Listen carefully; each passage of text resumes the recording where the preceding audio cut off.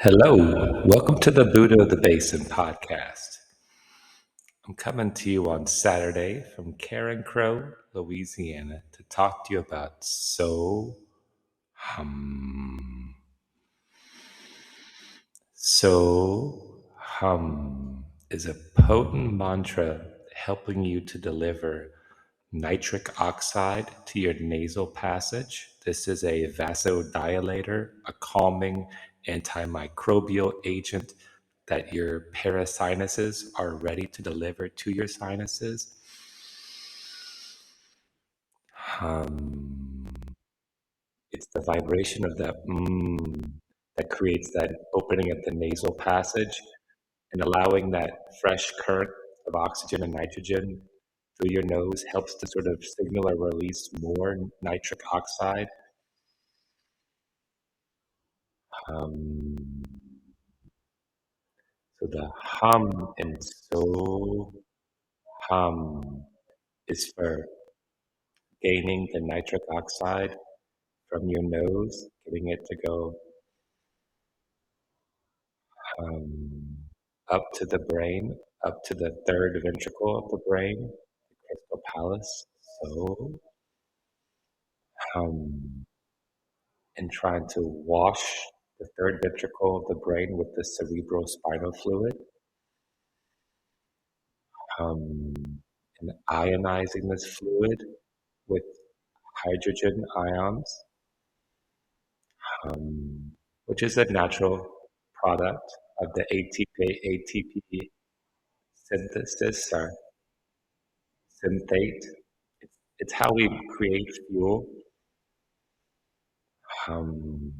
These H plus ions are freely being distributed through the blood, through the body. Uh, um,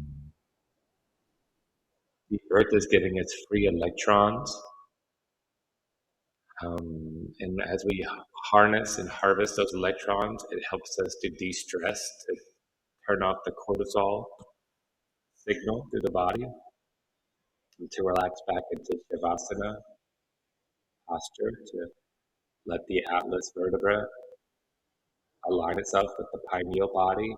So we can be seated in the seat of the soul and see God as the light and love, as Jacob called the place pineal, where he saw God face to face and didn't die, which is also a testament to seeing the gamma rays, the heroes gamos, where the positrons and electrons annihilate and collide into light and gamma ray radiation. This spot is the seat of your imagination, the living light of consciousness. This is also where we have the nitric oxide interacting with the benzene rings of the brain to enhance and expand consciousness through the fifth layer pyramidal neurons of the cortical array, which is the ring going around that third ventricle, that fluid-filled sac in the center, with the pituitary, pineal, thalamus, and hypothalamus relating temperature to light, to consciousness, to feeling, and before anything can be intuited linguistically, it's felt, as Dr. Antonio Damasio noted in his book, The Feeling of What Happens, and his other book, Descartes' Error, about how we don't think first. It's not I think, therefore I am, it's I feel. And the gut pituitary axis, or the gut brain axis, this is where we have to fully solidify our consciousness in that third chakra of the solar plexus. This is where Blake's Golganuza must be built and forged through the actions of Los, the sympathetic nervous system, the central nervous system. And hum provides that parasympathetic relaxation response, a biofeedback. The so is the initiating actor for the sympathetic fiery nervous system response, the arousal, if you will, the upward action of the Shiva Lingam.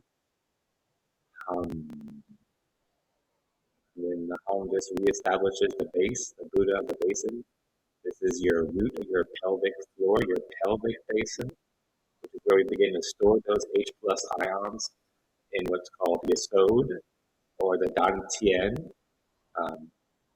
Thinking of the Muladhara or Malkuth in the Kabbalistic and chakra traditions, this neem, this, this estuary of fresh and salt water that connects us to the earth and